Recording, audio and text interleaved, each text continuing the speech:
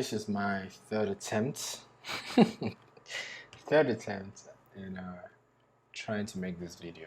This one I don't even know if I should still make the video, but I'll just try. And this would be probably a lot less impactful than the last one, and at the same time might be shorter than the very first one. This was the very first one, so this is probably a good thing when I do think about it. This, I don't know why I keep doing that, but anyways, this was the first one, first recording. All of this,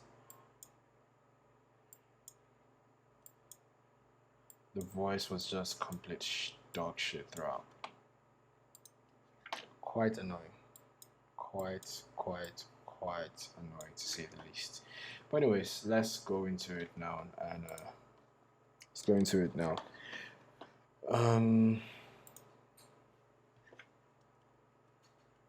Just give me a minute.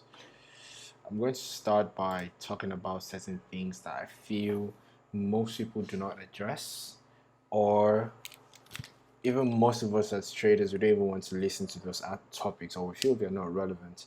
And it's trade plans, and I'll kind of cover two in one, which is trade plans and topics. Sorry, and targets. Now, with trade plan, I feel most people are quite obsessed with one thing and one thing only, right? Strats. And when I was starting out for some time, I was quite obsessed with this, right? What's the strategy? What's the strategy? What do I have to pair together to give me everything, right? The holy grail. There's so many names to it. And don't get me wrong, the strategy is very important, right? But it's one of so many things you need to get under control to actually become profitable. Because for me, how I do see the strategy is the weapon, right? That's how I see the strategy. The strategy is the weapon.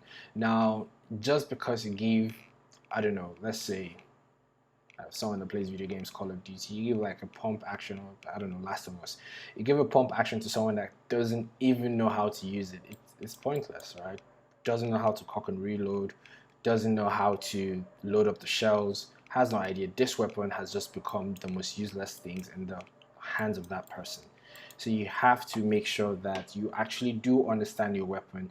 You know what your limits are. There are people that would prefer, this to that. There are people that prefer a knife. People that prefer so many other things. So that's what a strategy is to me. Is how well the individual, right, is making use of this, right.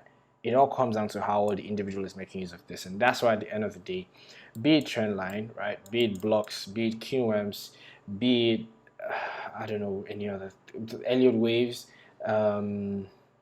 fundamentals, right? There are people that literally will just trade fundamentals alone and they make a killing off of it. And there's someone else that'll tell you that fundamentals doesn't work. That's why I'll never debunk anything and be like it doesn't work, because it does work. Maybe I just don't know how to use it properly, or I haven't met someone that knows how to use it properly. Now, with a trade plan, your trade plan has to consist of everything, right? Your trade plan has to consist of why are you in that trade, right? If you cannot define why you are in the trade, don't even bother taking the trade. And if you cannot define why you want to get out of that trade, right? If you don't have a narrative behind the why you are in it and why you want to get out of it, or why you want to scale out of it, you shouldn't be in the trade, right? Now, my trade plan is rigid, but then it's fluid to an extent. Now, what I mean by that is I do not go for fixed targets. And I've gotten some questions or DMs or statements. I remember, I think it was 2 weeks ago, I took an EU trade and I was up, I think, about 4.5 hour, and price came back and then stopped me out, right? And everyone was like, well, not everyone, but people that messaged me or, said something about it were like, oh yeah, you were up 4.5, you should have paid yourself, you should have done this. And don't get me wrong, yeah, if I had paid myself, yes, I wouldn't have taken that loss. But there are situations like on Friday where I'm up almost 5 and price comes back to target and then eventually drops down. So it comes back up to my entry and eventually drops back down to the level I was looking for, and that was my plan. So at the end of the day, I try as much as possible to follow my plan, no matter how uncomfortable it feels, because I'm not judging myself by my day-to-day activities or by my London session trading or my New York session trading. I judge myself by, okay, if I was to look at this after a month, where does my strategy put me? All right, it puts me in a good place. That's fine. I'm okay with that. So regardless of what happens during the day, I would go through it and try and get to the other side. Now with targets, I feel at the end of the day, what works for you, I'll say this again, what works for you, go ahead with it. But for me, the reason why I go for different targets, I don't have a fixed target, is because I feel if I go for a fixed target, I am leaving something on the table, and I do understand how to read the market. So why should I just go for something that's fixed? Now let me give you an instance. If I was to go for a fixed 2R, right, or 3 or 5, right? And I'm not saying this because I've never tried it. I have tried doing the fixed target thing and it just didn't work out so well because I was frustrated. Now, why was I frustrated? Now, let's say you're someone that goes for a 3R, right? You're happy you're going for a 3. And then the market turns around and does 20R. Not just once, but like lots of time. Now, you're not surprised that the market does 20R because you can actually read price. So whilst you had your TP at 3, you knew that there was a very high probability that this thing was going to run to 20, right? Now, if you're someone that goes for, let's say, 5R, right, and you take a trade, and you know fully well, like the market is literally screaming and begging at you and saying, I'm not going to go past 2, because it's like this structure and that structure and this other structure in the way, I might most likely reverse at 2. And there you are trying to hold because your minimum is a 3 or your minimum is a 5, and now the market comes back at you. So I trade the markets. Now, you people would see me say stuff like, oh, close the trade like on Friday, like, oh, close the trade for a +8. But at the same time, you will equally see me say close the trade for a +2.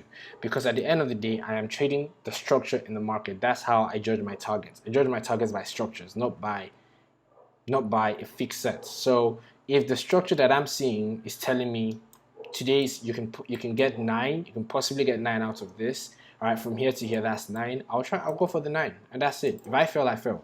Right? If the structure is telling me, with how today is looking, go for 2 and jump ship, right? I'll go for 2 and jump ship, and yeah, I might go for 2 and then it blasts off, but then the structure was telling me to jump ship at 2 and not me fixing a target in the middle of nowhere because the trade plan says I should fix it there in the middle of nowhere, right? Because sometimes this is what the structure is saying. There's a massive void and your target says collapse here, right? This is 3R, and you're leaving all of this. Or there's no structure, right? There's no reason for you to go past this level, and your trade plan says go for 3, and 3 is here, bro. Take the 1.5.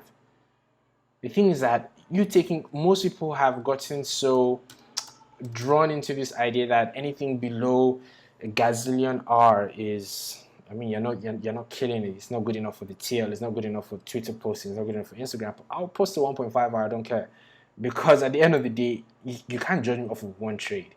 And at the same time, you shouldn't judge me off of a 10-hour trade, right? You should see what my series of trades, what my collective, of trades actually add up to, and not just one single post that I make, or one single trade that I take, or one single loss that I take. And that's just my idea on trade plans, strategies, and targets. Now, the next thing I want to talk about is money management and risk management. Now, someone in the group asked me on Friday, and he said he doesn't understand much about risk management. I told him lots of people end up faffing about that topic, risk management. And to me, risk management is just discipline. That's the honest truth. It's just discipline. A lot of people know what they should do, but the greed kicks in and they lack the discipline to stay on that path of the risk management. Now, for me, risk management, how I see it, right? This is my formula for risk management. I need the least exposure, right? I need the least exposure to grant me the maximum results. And when I mean the least exposure, I genuinely mean the least exposure to grant you the maximum results. And each and every one of you should adopt this, especially if you're trying to get funded, especially if you have been funded. Now, if you're trying to get funded and you're trading anything above 1% risk, I don't want to use the word, but that's not a smart decision. Reason being that you have to understand, let's say you're getting 100K accounts, right? You don't have a 1% risk. Literally, what you're actually getting out of this account is 10K, right? So if you're risking 1% of 100 grand, right, that puts you at 1K per trade. So you're basically giving yourself 10 opportunities to blow this. 10. That's it. So that's literally as good as you opening an account and going 10% risk. Let that sink in. That's as good as you opening an account and going 10% risk. On my accounts, I trade anywhere from a 0.3 to a 0.6. Right? This is the risk parameter sustain And this is like inclusive of like when I'm done collapsing a trade and commissions and everything, or if I'm done taking a loss, commissions and everything, I'll be within this range of 0.3 to 0.6. Now you might look at this and say 0.3%, 0.6% is not good enough. But if you are, again, I do not make the rules, right? I'm not like I wouldn't claim 20 years experience. But if you're someone that is going for a 1% risk on your trades, your strike rate has to be really good. I'm talking about like near 70. That's how good your strike rate has to be. Because the slightest mistake, you drop, and people do not account for the mental capacity it takes to weather drawdowns, right? On paper, when you're drafting it out, or if I take 4 losses, I'm fine. When you have an account and your account hits 95K, you start sweating. Like you literally will start getting stressed because you've set telling yourself 5 more losses, I've lost this account. Whether you've already been funded, whether you're halfway through funded, and or whatever the situation is, or whether you have a live account, that's up to you. But I feel for me is the least exposure. I like basically the least skin in the game I can put to get the maximum results. Now, if with me risking this, right, risking this 0.3, 0.6, right, I know I can still easily do anywhere from 10%, right, to near about 20, sometimes mid 20% a month, right? I can hit this. Now, probably thinking if I was to do 1% risk, right, oh my god, the money would be so much more. Yes, this would probably go up to like 50%, but I really don't care about that. Like if it's on like a personal account, yes, you can what's the word, you can decide to risk this, because on your personal account 1% is 1%. On a funded account 1% is actually like a 10% risk. And the reason why I'm addressing this is because almost everyone is funded now or trying to get funded, and which is actually a very smart thing. Like it's free, it's not free money, but basically it's adding leverage to whatever skill you have. It's just dumb not to take advantage of it. So 1% risk on your personal account is actually 1% risk. A 1% risk on a funded account, that's as good as a 10% risk. You have to be really, really good at executing, judging your trades, not making mistakes, not missing out on winners, waking up in time to actually catch your trades, etc, etc, and all of that. So for me, the least exposure to get me the most results, that's all what I care about. Literally, the least exposure to get me the most results, that is all what I care about. And that's something I feel everybody should adopt in risk management. Now, again, that's up to you what you want your results to be. If you're someone that wants to make 100% a month, I'm not going to stop you. I'm not going to be out there saying, don't do it or whatever. That's up to you, right? If you want to do it, you can do it. For me, the only way you stay level-headed in the game is you put enough on the table to not get stressed, but then put enough on the table to have enough to eat if it works out. That's just how I see it now. Whatever calculation that is for you guys, I'm not going to make a long video on rants or teach you guys the calculations I use, but just adopt it, least exposure to get the most results. That's what I do. Now, the next I want to talk about is equity curves and strike rates. Now, again, this is something that affects people, right? A lot of people. So your equity curve, right, and your strike rates. Now, the reason why I'm saying this affects people is that people have false reality of what to expect from an equity curve or a strike rate. Now, let's say at the end of the year you do 144%, right? So let's say at the end of the year you do 144%. Again, this might not look like much, but I'll literally just make it like if you have a 50K account, you have literally done about 75K in a year, right? If that's not money to you, I don't know, that's up to you. If you have a 100K account, this is 144K in a year. But anyways, obviously, like when you do profit split, it's actually not going to 144, but it's still a decent amount of money. But let's say you do 144% in a year, and this averages out, right, to 12% a month. So 12% AVG, right? That averages out to 12% per month. Now, what most people feel this is January you hit 12%, February you hit 12, March 12, April 12, March, April, May 12, June 12. This is what people feel this means. So whether when they're back testing or when they need help from someone says I average 12% a month, this is what they expect to be hitting every single month. No, this is not the reality of trading. When you average 12% a month, what your equity curve would look like would probably be 6 in January, 18 in February, You could have a 2 here if that was a bad month. You could have a 26 here. You could have a 26 here. You could have a 12 here. You could have a 10 here. Obviously, these are just numbers off the top of my head. But when you add this all up, right, and divide it by 2, when you add this all up, it gives you 144. And when you divide it by 12 months of the year, that gives you a 12% averaging, 12% averaging months. So understand an equity curve, and that's the thing, when we are back testing, this is what we see, right? But the reality is this is what it's going to look like. And when you scale out, it looks like this one here, right? Just a straight curve going up. So if you're back testing and it feels like your results are not, from what you back tested, things that when we are back testing, we don't calculate the stress we would have gone through doing that -3 hour day or doing that -2 hour session. We just say, oh, one loss here, one win here, one loss here, one win here, one loss here. You come into the real thing and you take one loss, one win, and then this year you are so focused on that London kill zone that it affects your decision for the New York kill zone. This is a thing you have to understand. You have to be able to look at the macro aspect of your trading. Let the month play out. Then come back and look at the month. Stop judging yourself by what you did on Monday or what you did on Tuesday. At least even let a week play out.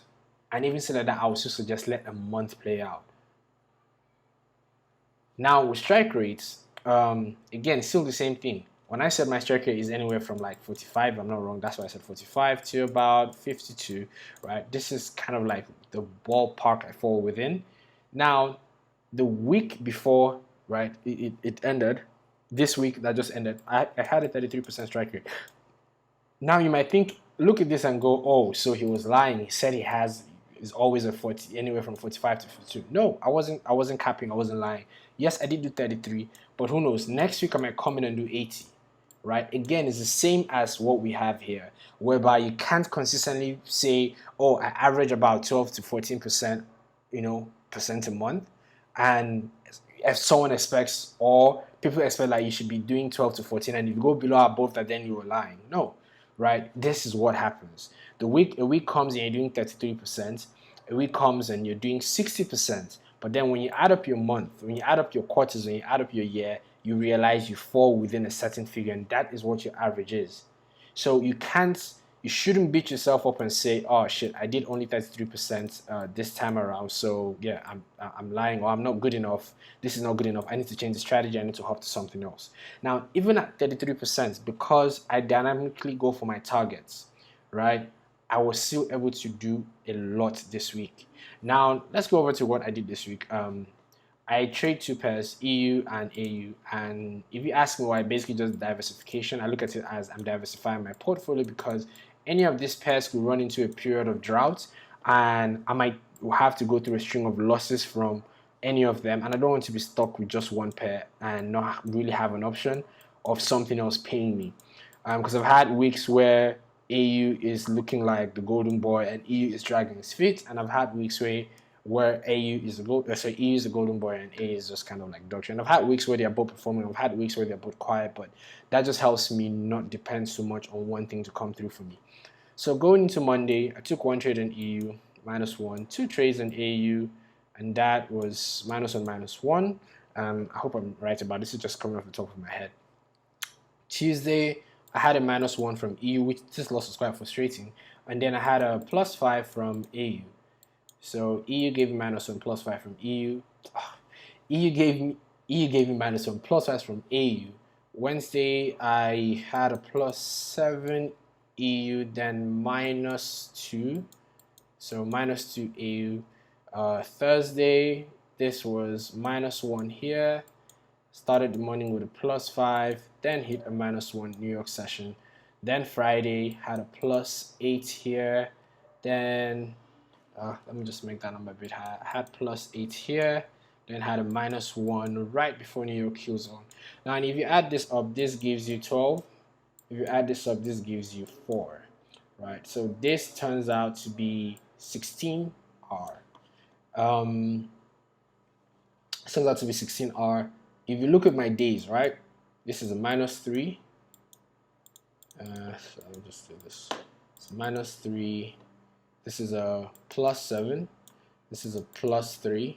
This is a +5, if I'm not wrong. And then this is a +4. Now, if I had told you, oh, Monday I hit a -3, then I hit a +4 on Tuesday, +5 on Wednesday, +3 on Tuesday, +7 on Friday, right? You might think, oh yeah, strike rate is so high. I mean, this guy's killing it every day of the week. He only had one loss on Monday. But genuinely, if you look at this and if you don't know how to calculate strike rate is basically your number of wins over the total number of trades. And in this case, I had 4 wins if you counted one. So basically, let me just circle it in another color. So I had 1 win here, 2, 3, 4. So I've had 4 wins divided by my number of losses, right? How many losses did I have? 1, 2, 3. Sorry, over the number of trades. 1, 2, 3, 4, 5, 6, 7, 8, 9, 10, 11, 12, 13. Over 13. Sorry, 1, 2, 3, 4, 5, 6, 7, 8, 9, 10, 11, 12, 13. So if I am to pull out the calculator right now and I'm to do 4 divided by 13, oh, sorry, it's not even a 33%. It's I'll just round it up to 31. So I had 31% strike rate. Now, if I didn't tell you my numbers, right? If I didn't tell you -3 +4 +5 +3, you know, +7, you know, for you to think, oh, this is good, you know, I ended with a +16. Yeah, bad man. If I just told you I had a 31% strike rate this week, most of you think, oh, this is so shit, you know, like he only had 31%. That's not good enough. You need to be hitting 70s to make money. No, you don't. You need to understand how to leverage your game. And yep, so I had this. Now, if I am looking at my 16R and I'm looking at, let's say I was trading half risk throughout the whole week. This is an 8% week. If I was trading a 0.3% risk, so let's see, 0.3. So this is a 4.8% week. I'm quite happy with any of them, and this is usually the ballpark I would trade within. It would fluctuate depending on the probability of the trade or how I feel about the trade. And yeah, this is the thing about strike rate. If I had hit you up with this number first, you would think I probably had a bad week. And when you look at the bigger perspective, I didn't judge myself by Monday. I didn't judge myself by, because I've gone through 4 straight losses, 1, 2, 3, 4, before I had my first win, because this loss came before this win. So I've gone through 4 losses before my first win, right? I didn't beat myself up. I didn't deviate from the plan. I just stuck to it. And then slowly the wins came, but the losses were still coming, but then the wins were coming and the wins were adding up.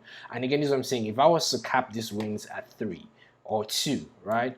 Made this 3, made this 3, made this 3, made this 3, I will be leaving so much money on the table. Now, I don't always go for 8R. Again, this is just a week whereby my minimum TP was 5. There are weeks whereby I'm collapsing at 2, right? I'm collapsing at 2.5 because that's where the structure tells me to get out from. Anyways, now let's go into the reason why I took short on Friday. So this is the trade I took on Friday. Again, I said I already done this video, so I'm not going to mark up everything again. Just kind of keep it short.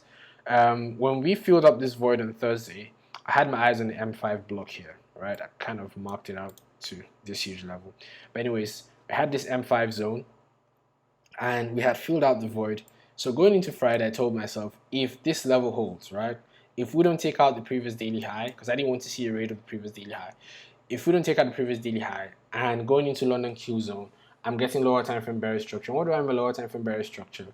Again, it's and if you guys are looking for the proof of this trade, this is it here.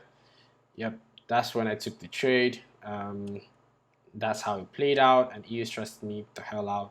I missed this. This here was not taken, in case you guys feel. Yeah, this here, I didn't take this. I missed it. It was a compound opportunity, and I explained why I would have compounded at that point. And then at price got here, it was stalling for too long. Me knowing EU could literally reverse and touch the moon from here. I collapsed about 85-90% of my position, and then price finally hit my TP, and I was like, all right, that's cool. Yes, I wouldn't shave off. My strategy is mostly like the way I trade, or rather my plan is mostly like SL or TP. But then if price runs to about 80%, 85% of my intended target, I will shave off something. I will. Because at this point is it's kind of silly not to take off something, right? Let's say your plan is to make $1 million. Let's use big numbers, and you have achieved, let's say it's a game show, right? You are up you're up 900,000, right? You're up 900K. Your target is $1 million, and then the master at the game show, or I don't know what to call this, but basically the guy at the game show says to you, "Hey, yes, would you want to secure something?" Now, obviously, if you secure something at this 900K, you don't end up getting $1 million again because you have closed something before your intended target. But you probably end up, like, let's say if you collapse 80% of this, that'll put you around, that'll put you around 720K. So you have 720K in the bag, and if it now runs to your supposed $1 million target, you probably end up banking like 960K. So yeah, you're not a millionaire, but you still got 960. And just in case you probably failed the last game show question, you still have 720K. That's why I do it, because anybody that would say, you know what, I don't want to take even 500K, it's kind of silly because it was hard for you to get to 900K and your target was 1 million. It's literally just another 100K. Just be smart about it. Keep something for yourself. So that's the only time I ever shave off, and that's why I did it at that point. Sometimes I wouldn't, I'll just watch it run to TP, or the price is so close to my TP and it keeps on, when price keeps on doing that glitch-like move, I'll just shave off. It gets me frustrated. So yeah, my plan with this was to get an M5 raid, which I've explained. I'll usually just use an M5 raid, and as soon as I got the M5 raid, I would usually wake up by 6:20 if I can, 6:20. 6:30, get ready, had my limits on here, price comes, taps into the limits, had my stop loss here, and then distributed. Now, this is what I'm saying about frustration. Now, this was quite a frustrating trade because in as much as I knew I wanted price to drop down to this level, what was my reason for my target? I need this fair value trade to get filled here, but I wanted to get out early before this point. I knew that price at the same time could just run the other way because, I don't make the rules. Right, my plan is just to trade with the appropriate risk and wait for things to happen. But anyways, price stalled, got to what's it called? Got to 4.7R, and then came back to my entry. Now the reason why this was stressing me out is that I was waiting to take a trade on AU, right? But then on AU I got faded twice, and this was the fade on AU. You can see this was the first entry, faded my 0.3. This one never came back to the level I wanted to enter in on. But at that same point, EU it's literally barely distributing for, how many pips is this? 10 pips. And AU had dropped like 20 and then has started pulling back up. So I'm thinking to myself, is this about to pull up and take me out, and basically all the floating profit I had is gone? And I was of two minds. Do I shave? Do I break even? And I just had to keep on restating it to myself. The plan says, hold. If you get stopped, you get stopped out. Now, and I got a message from a really nice guy, and he was telling me, I should learn to accept risk. Now, I did explain it to him. As I said, he was a nice person. He wasn't like an asshole or anything. Shout out to him if he's watching this video. It's not that I did not accept my risk. I was scared of taking a loss. Now, this is the thing about trading. Regardless of how much you accept a risk, regardless of how much you prepare yourself for a loss, you will still have some frustrating trades, right?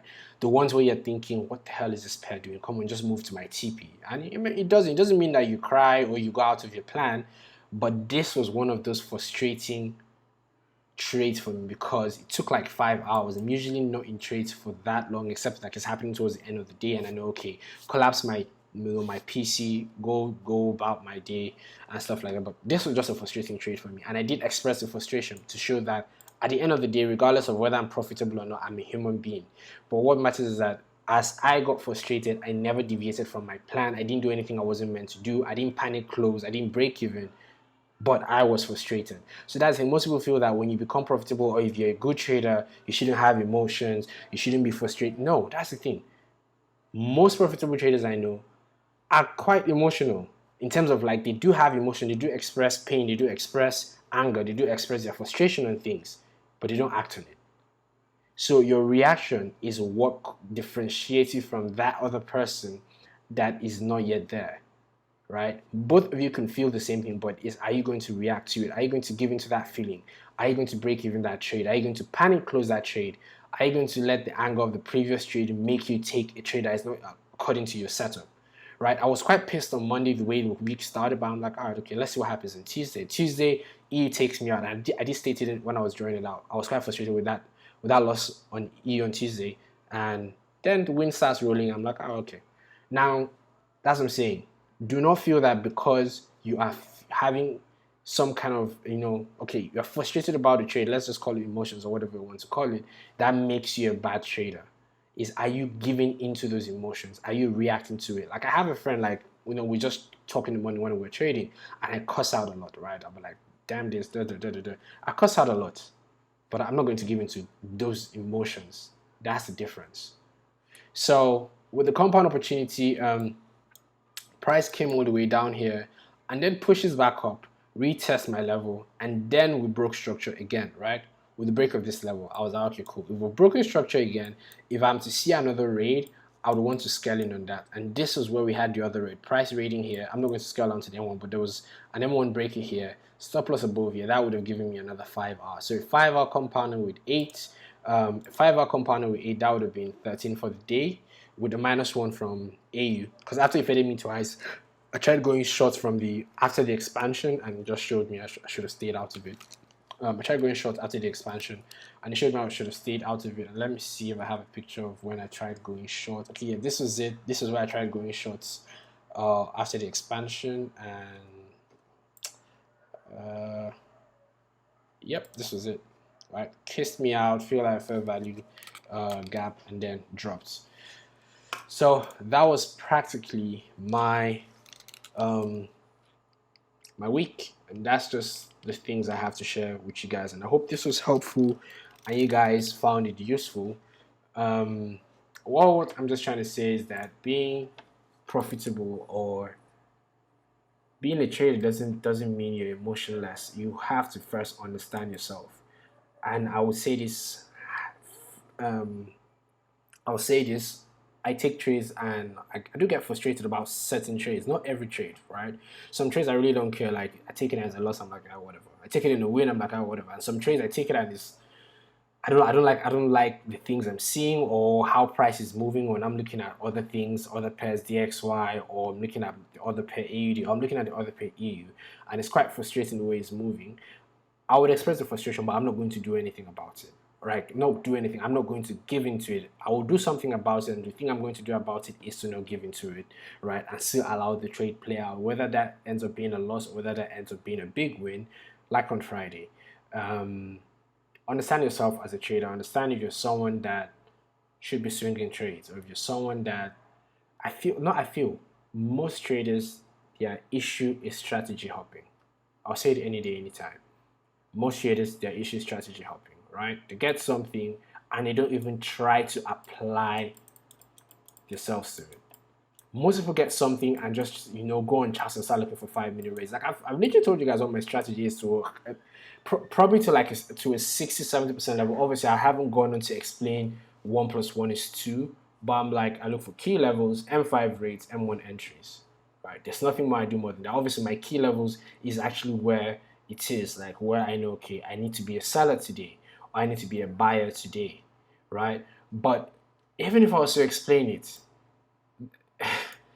most people wouldn't make use of it, because most people would just go and look for key levels and try to sell. And you need to apply yourself. You need to probably take out something that I'm doing and add something else, or you need to add, add something to what I'm doing. You have to actually apply yourself at the end of the day. Everybody wants to be spoon-fed. Everybody wants a strategy. Nobody wants to put in the work. And when everyone puts in the work, when everyone ends up putting in the work, is what I said. Like, everyone has a false reality of like, okay, this strategy is 50%. Every 10 trades I take, I should only lose 5 and win 5. And this again is not the reality. Stop counting your strike rate by 10 trades, because it's not realistic. It's honestly not realistic. It could be a pool of 30 trades. Now, let me give you an instance. If you had a 50% strike rate, right? Let's just use this hypothetically. You had a 50% strike rate. It doesn't mean that every 10 trades would be 5 and 5, right? It could be that in the pool of 30 trades, right, in as much as you end up being 15 and 15, you might have a losing streak of 10 trades, depending on your strategy. a losing streak of 10 trades, and most times when people see this, they go, oh yeah, the strategy is broken, I need to go to something else, right? Because you've had a losing streak of 10 trades. No, you might end up winning the next two, losing another two, but when you add it all up, it would balance out. So stop judging yourself by 10 trades or by 20 trades. Just trade your plan and judge yourself maybe by the end of the month or by the end of your quarter. Because I'm telling you, I have a 45 to 50% strike. I ended up doing a 30% this week, right? Next week I might come on and do 80. But I know that when I pull in that 600, 400, 200 trades, I fall within 45. So give yourself some time before you judge yourself. Don't judge yourself by a session. Don't judge yourself by the end of the day. Don't judge yourself by the end of the week. Allow things play out. Most of you would probably learn, study, create a strategy, dump it after a week, right? Most of you would join a group and leave after a month, and your thinking is being smart and sharp. Most of you would if you don't want to join the group, it's fine. Like, I'm not even admitting, I'm not even trying to like sell, join the group, that's the only way to make it. But all I'm saying is commit to something for some time. Actually commit to something. See how 3 months play out. See how a whole month plays out. And not just a whole month of you executing it properly. That's the thing. Because some of you are missing out on so many winners and catching the losses. And why are you missing out on winners? Because you cannot get up by 7 a.m. I don't even want to cuss, but how ungrateful are you?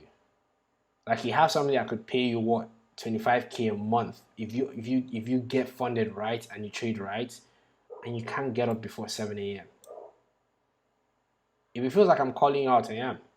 Like, how how much of a piss are you really trying to take? Like, it's not even asking you to wake up by 7 and go to bed by 10. It's like 7 London. You can take a break depending on what your plan is. Come back by 1 to 5, and you can probably do anywhere from upwards of 10K a month. And you cannot commit to this. If you can't commit to this, don't bother trading. Just go do something else. Anyways, done with the rants. I hope the videos were helpful, or I hope the video is helpful. And do share, do comment, do ask questions where you feel you want to ask questions, either in the comment section of the video or in the free Telegram chat. Yeah, so take care, guys, and speak to you people on Monday, I guess. Peace.